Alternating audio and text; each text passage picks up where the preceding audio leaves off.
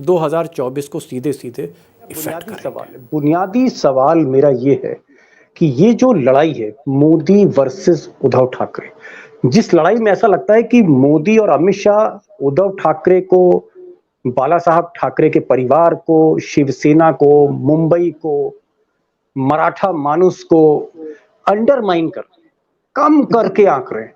मेरा ये कहना है कि ये जो लड़ाई अगर और आगे बढ़ी, अगर मोदी और अमित शाह के हाथ अगर गर्दन पर जाते उद्धव ठाकरे के, तो ये जो लड़ाई है, ये लड़ाई कितनी महंगी पड़ेगी। ये लड़ाई उद्धव ठाकरे को महंगी पड़ेगी, ये लड़ाई मोदी और शाह को महंगी पड़ेगी, ये लड़ाई मराठी मानुस को महंगी पड़ेगी या गुजरात लॉबी को। ये जो लड़ाई है, इसका फाइनल रिजल्ट क्या होगा, मैं ये जानना चाह रहा हूं आपसे। देखिए, एक अच्छी गृहिणी जो होती है वो जब चावल पकाती है तो एक दाना दबा के देखती है चावल पका कि नहीं पका। उसके लिए पूरे चावल के हर दाने को दबाने की जरूरत नहीं होती, वो पोहा बन जाएगा। इन्होंने ऑलरेडी एक बार अपना मुंह जला लिया है। शिवसेना तोड़ने का प्रयास किया, यही दो गुजरातियों ने शिवसेना तोड़ने का प्रयास किया, मतलब बीजेपी ने। और बीजेपी में सिवाय गुजराती ये जो दो नेता है अमित शाह और नरेंद्र मोदी, इनके बगैर पूछे कोई काम होता नहीं, इनके आशीर्वाद से ही सारे काम होते हैं। तो जब शिवसेना तोड़ी गई तो उन्हें यह लगा कि हम सरकार बना लेंगे और जनमानस हमारे साथ होगा, शिवसेना समाप्त हो जाएगी, ये ठाकरे घर में बैठ जाएंगे, इनको पूछने वाला कोई नहीं होगा। लेकिन हुआ उल्टा। जो सरकार में है उनके पास सिर्फ एमएलएज है, कैडर और मतदाता ये सारे उद्धव ठाकरे के साथ है।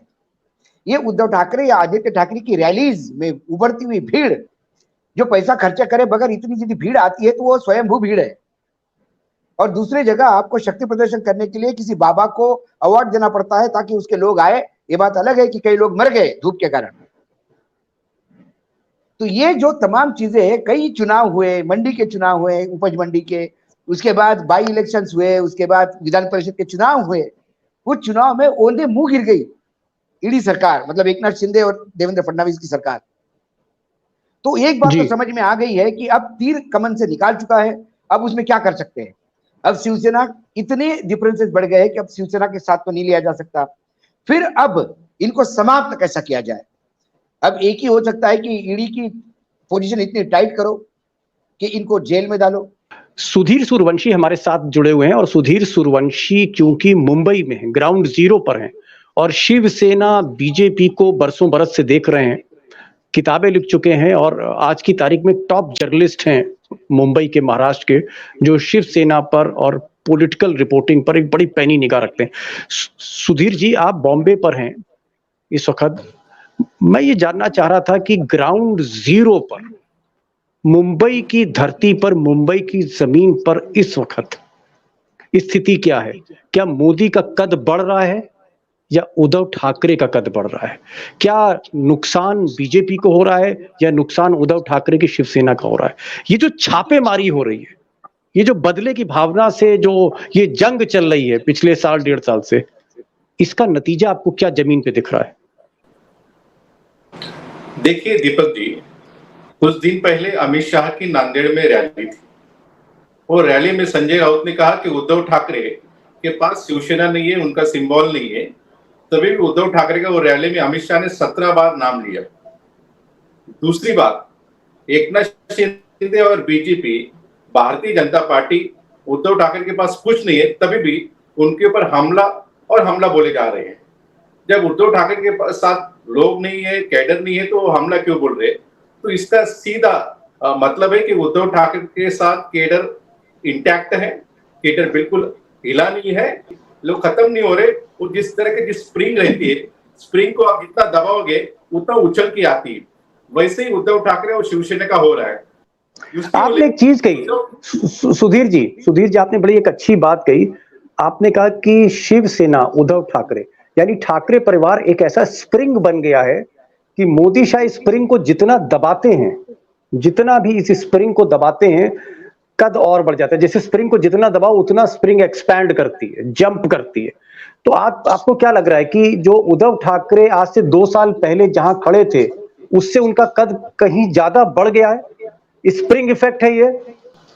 आप देखिए दीपक जी, 2019 में जब राष्ट्रवादी कांग्रेस एनसीपी खत्म हो चुकी थी, ऐसा लगता था एनसीपी के 15-20 भी सीट महाराष्ट्र में नहीं आएगी, कांग्रेस तो खत्म हो चुकी। उस टाइम पे शरद पवार को ईडी का नोटिस भेजा था।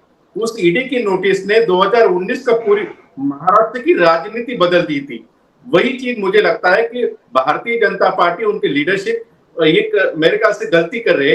वही ईडी की नोटिस जो उद्धव ठाकरे के करीबी है, आदित्य ठाकरे के करीबी है, संजय राउत के करीबी है, वो लोगों के भेज के उनके ऊपर रेड करके उनको मेरे ख्याल से तकलीफ में डाल के एक टाइगर बड़ी इन्होंने पते की बात कही सुधीर सूर्यवंशी ने। उन्होंने कहा कि मराठी को जितना दबाओगे उतना ही वो छल के और बड़ा हो जाएगा। इसीलिए उन्होंने एक स्प्रिंग इफेक्ट की बात करी थी। और ये दुर्भाग्य देखिए, बदकिस्मती देखिए मोदी सरकार की कि जब गुजराती दबाता है मराठी को तो फिर कद और 4 गुना बढ़ जाता है। आपको लग रहा है कि ये जो लड़ाई है, ये जो संघर्ष है मोदी वर्सेस उद्धव ठाकरे, क्या ये धीरे धीरे गुजरात वर्सेस महाराष्ट्र हो रहा है, गुजरात वर्सेस मराठा हो रहा है, ऐसा लग रहा है? और अगर ऐसा हो रहा है तो उसके परिणाम क्या हैं? क्या परिणाम हमें देखने को मिलेंगे? दीपक भाई, शिवसेना का इतिहास यदि आप देखेंगे तो शिवसेना की निर्मित मराठी अस्मिता के बेस पे हुई। शिवसेना का बेस मराठी अस्मिता का था, हिंदुत्व उसमें नहीं था। इसीलिए इनिशियल डेज में शिवसेना और मुस्लिम लीग साथ में चुनाव भी लड़े हैं म्युनिसिपल कॉर्पोरेशन। तो मराठी मानुस, और ये मराठी मानुस क्यों आया? क्योंकि जब मुंबई राज्य था और इसके जब गुजरात और महाराष्ट्र 2 राज्य बने तो महाराष्ट्र को संयुक्त महाराष्ट्र इसलिए कहते हैं कि निजाम से मराठवाड़ा टूट के आया, इधर मध्य प्रदेश और सीपी एंड बेरार से विदर्भ और खानदेश आया, और मुंबई प्रांत से पश्चिम महाराष्ट्र, कोंकण, गोवा और मुंबई आया।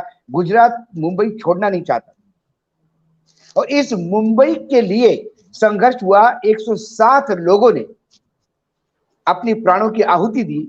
वो संघर्ष गुजराती वर्सेस मराठी का था। तो क्या मोदी और शाह उसी को फिर से रियलाइव कर रहे हैं क्या? ऐसा लग रहा है। बिल्कुल उसी को रियलाइव कर रहे हैं। छत्रपति शिवाजी महाराज ने 2 बार सूरत लूटी तो ये 2 बड़े प्रोजेक्ट लेके चले गए महाराष्ट्र से। कई बड़ी संस्थाएं हैं जो केंद्रीय संस्था है जो महाराष्ट्र से माइग्रेट होकर गुजरात चली गई। तो गवर्नमेंट ऐसा तो नहीं है कि अगर उद्धव ठाकरे की गर्दन पकड़ ले अगर मोदी और शाह, तो मोदी और शाह का मराठी भूमि पे कदम रखना मुश्किल हो जाएगा? आप ये कहना चाह रहे हैं क्या? मैं ये तो नहीं कह सकता, क्योंकि अभी वर्तमान में लॉ एंड ऑर्डर सिचुएशन को लेकर मैं ये तो नहीं कहता दंगे भड़केंगे, क्योंकि वो समय भी नहीं। बाल ठाकरे का समय अलग था, आज समय अलग है। मैं दंगे की बात नहीं कर रहा हूं, मैं दंगे की बात नहीं कर रहा हूं, आपने गलत समझा। मैं कह रहा हूं कि अगर उद्धव ठाकरे की गर्दन और दबाते हैं तो ये मराठा फीलिंग्स क्या बढ़ेंगी और क्या विरोध फिर खोलकर हो सकता है गुजरात लॉबी का? अभी भाजपा को गुजराती पार्टी लोग समझते हैं और भाजपा के सामने नतमस्तक करने वाले दिल्ली के मुगल दरबार में नतमस्तक करने वाले माने जाते हैं जी। आज उद्धव ठाकरे नॉन परफॉर्मिंग हो सकते हैं, 10 आरोप उन पे हो सकते हैं, लेकिन उद्धव ठाकरे बाला साहब ठाकरे की विरासत है और ये जनता ने दिखा दिया है। तो कहीं ना कहीं लोग आहत तो है।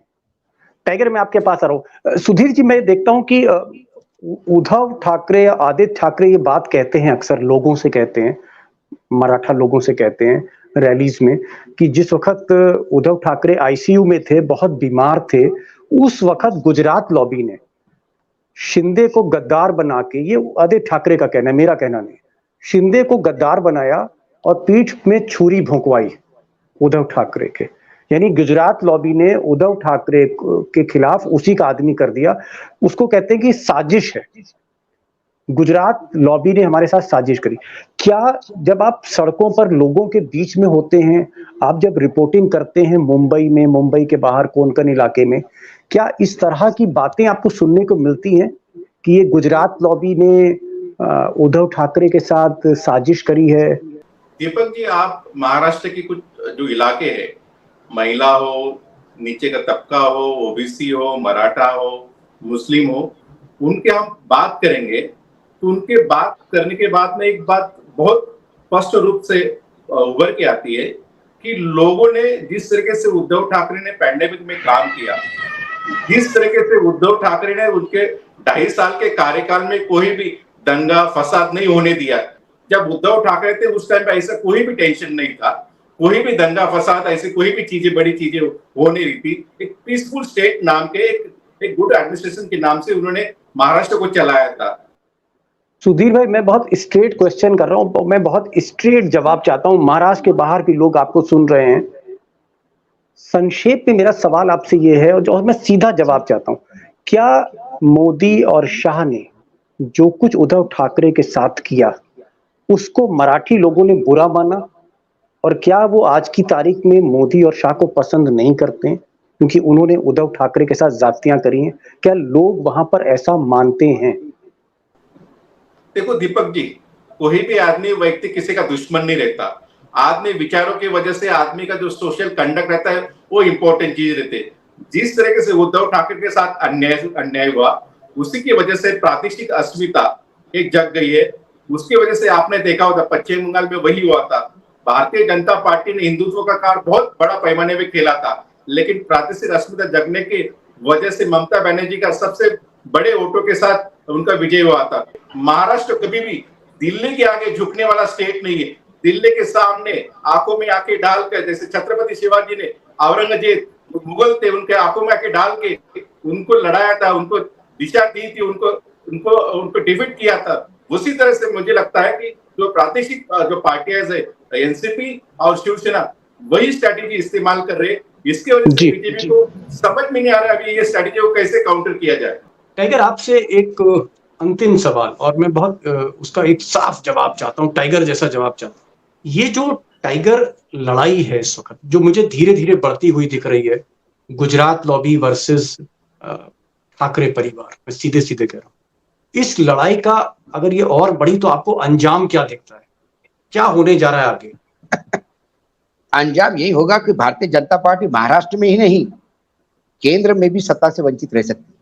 क्यों? क्योंकि 48 सीटें हैं महाराष्ट्र, और जो रीजनल पार्टीज है वो कहीं ना कहीं सॉलिडिटरी के साथ पूरा इकट्ठा होके आज शिवसेना के साथ खड़ी है, चाहे केजरीवाल हो, चाहे केसीआर हो, चाहे टाइगर। यहाँ पर एक चीज मैं पूछना चाह रहा हूँ, सॉरी आपको मैं इंटरप्ट कर रहा हूँ। क्या मोदी और अमित शाह जैसे इतने पुराने खिलाड़ी सियासत के, लोग कहते हैं कि साहब चाणक्य हैं और पूरा खेल बिगाड़ देते हैं और राजनीति समझते हैं, नब्ज पर उनका हाथ रहता है, क्या अमित शाह और मोदी ये समझ नहीं पा रहे हैं कि जितना हम उद्धव ठाकरे की गर्दन दबाने की कोशिश करते हैं उतना ही मराठी सेंटिमेंट्स जाग रहे हैं, और ये मराठी सेंटिमेंट्स अगेंस्ट गुजरात तो अभी अमित शाह और मोदी के खिलाफ हो रहे हैं? ये छोटी सी बात क्यों नहीं समझ में आ रही? यदि चाणक्य होते तो समझ में आती, ये जुगाड़ू है। यदि चाणक्य होते तो समझ में आती, ये जुगाड़ू है। जुगाड़ अक्सर फिट नहीं बैठता, कई जगह जुगाड़ फेल होता है। आपने देखा होगा कि आपकी गाड़ी खराब होगी तो कोई जुगाड़ लगा के हम शुरू करते हैं उसको, लेकिन कुछ किलोमीटर जाने के बाद फिर बंद पड़ती है। उसको वही स्पेयर पार्ट और मैकेनिक ही ठीक कर सकता है। तो ये जुगाड़ का इन्होंने एक प्रयास किया पार्टी तोड़ने का, शिवसेना को समाप्त करने का। पार्टी टूटने के बाद इनकी कमर टूट गई, शिवसेना और निखर के आ गई। अब इनके पास कोई चारा नहीं, शिवसेना ने दरवाजे बंद कर दिए। जब शिवसेना ने दरवाजे बंद कर दिए तो इनके कष्ट में तीर ही नहीं है, इनके पास अब कोई काम ही नहीं बचा है। ये सीधी सीधी चुनाव लड़े या फिर एक और आखिरी प्रयास करके देखे। उस प्रयास में यदि शिवसेना दब गई, डर गई, तो कुछ हाथ में आएगा, नहीं तो बर्बादी तो दीवार पे लिख जा चुकी है पहले से। ये तो तय है कि सिंगल डिजिट में आना है। ये हमें और आपको नहीं, उनको भी समझ में आ रहा है। जब सिंगल डिजिट में किसकी बर्बादी, सिंगल डिजिट में तो आ ही रहे हैं। अब इसको बचने के लिए एक आखिरी झटका देख लेते हैं। यदि उसमें बच गए, कई बार डॉक्टर बोलता है कि एक ऑपरेशन करके देखते हैं, गारंटी नहीं है, बच गए तो बच गया, नहीं तो मौत तो तय है। तो उसी गारंटी के साथ, उसी कंसेप्ट के साथ ये आए हैं कि सिंगल डिजिट में तो वैसे भी आ रहे हैं। अब एक झटका मार के देखते हैं, डरा के देखते हैं, 2-4 महीने जेल में डाल के देखते हैं। यदि इससे डर के कुछ फर्क पड़ गया और सिंगल डिजिट से डबल डिजिट में आ गए तो कुछ तो कमाया। और यदि वो सिंगल डिजिट में सिंगल डिजिट ही आ गए, वो तो पहले ही आने वाले थे। तो बीजेपी के पास ये एक्शन लेके खोने के लिए कुछ नहीं है, पाने का एक चांस है, और उम्मीद पे दुनिया टिकी हुई है, तो उनकी उम्मीद है कि डर जाएंगे। ये नहीं डर रहे हैं, ये बात अलग है। Sudhir Suryavanshi, last question and then I will take the last comment from Tiger. इस वक्त जो पॉलिटिकल ग्राउंड है मुंबई की, उसका किंग कौन है? मोदी, शाह, फडणवीस, शिंदे, शरद पवार या फिर Uddhav Thackeray? Who is the king right now? देखो, जब भी मुंबई का नाम आता है तो ठाकरे मुंबई के लिए सिनोनिम है। राष्ट्रवादी कांग्रेस एनसीपी की ताकत महाराष्ट्र में लेकिन मुंबई में नहीं है। कांग्रेस की ताकत महाराष्ट्र में लेकिन मुंबई में नहीं है। सही में ताकत मुंबई में है ठाकरे की, वो भी उद्धव ठाकरे की। आपने देखा होगा बीएमसी को जो इलेक्टेड रिप्रेजेंटेटिव है, उनकी टर्म खत्म होने में 1 साल हो गया है, तभी भी इलेक्शन नहीं हो रहे। तो इसका रीजन क्या है? बगल में नई मुंबई कॉर्पोरेशन, में सुबह देख रहा था, उसका लास्ट इलेक्शन 2015 में हुआ था। कम से कम 8 साल हो चुके हैं जहां पे इलेक्टेड बॉडीज नहीं है। ठाणे में नहीं है, पुणे में नहीं है, नागपुर में नहीं है, नासिक में, मतलब डर के मारे चुनाव नहीं करा रही भाजपा। क्यों चुनाव नहीं करा रही है?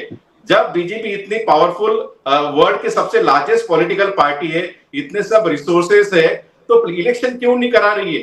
जो मुझे लगता है कि उन्होंने ऑलरेडी एंटिसिपेट कर लिया कि माहौल खराब है, वो माहौल को थोड़ा ठीक ठाक करने का उनका प्रयास है। लेकिन जिस तरीके से वो वेपन यूज कर रही है माहौल ठीक ठाक करने के, वो माहौल और बिगड़ा दे रही है। ठीक, last question tiger, last question, important question है। ठाकरे का डीएनए, क्योंकि ये ठाकरे की बात कर रहे थे कि बाला साहब का बेटा उद्धव ठाकरे, ठाकरे का डीएनए और वाडनगर के मोदी का डीएनए, ये डीएनए वर्सेस डीएनए, मोदी का डीएनए और ठाकरे का डीएनए, क्या अंतर है? 2 लाइन 3 लाइन में जवाब दीजिए और हम प्रोग्राम खत्म करते हैं। ठाकरे का डीएनए, मोदी का डीएनए, क्या दिख रहा है? सच और झूठ में जितना फर्क है, ब्लैक एंड व्हाइट में जितना फर्क है, वो इन दोनों डीएनए में है। वो वहां चाय बेचते थे जहां रेलवे स्टेशन नहीं था। उनकी डिग्री फेक है।